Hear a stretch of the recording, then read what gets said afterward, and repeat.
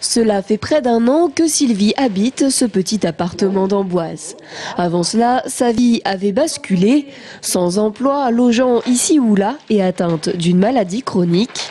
Aujourd'hui, elle bénéficie du RSA, fait appel aux associations pour pouvoir s'en sortir, mais elle rencontre des difficultés pour honorer ses factures. Cet été, elle a donc fait une demande auprès de la commission de surendettement d'Indre-et-Loire. Son dossier a été accepté, mais elle commence à perdre espoir.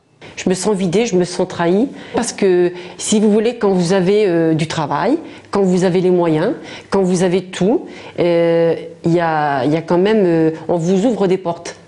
Mais quand vous avez vraiment plus rien, quand votre vie bascule du jour au lendemain et que vous tombez mais bas et vite, enfin je dis pas que je suis au ras des pâquerettes quand même, mais quand on tombe bas et vite, là les vautours et les rapaces sont là.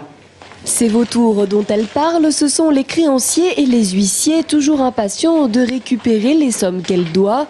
Et comme elle, ils sont de plus en plus nombreux à devoir faire face à ce type de situation. La direction départementale de la concurrence, de la consommation et de la répression des fraudes note en effet une augmentation de 15% du nombre de dossiers déposés auprès de la commission de surendettement. Une évolution en partie due à l'avènement de l'ère de la surconsommation et du crédit, auxquels les consommateurs ne sont pas forcément préparés.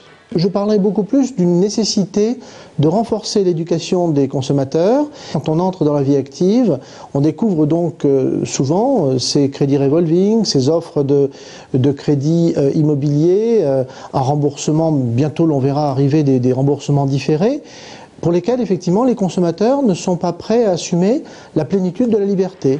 Pour remédier à cette situation, ou du moins atténuer la tendance, la direction départementale de la concurrence, de la consommation et de la répression des fraudes fait donc appel aux associations de consommateurs.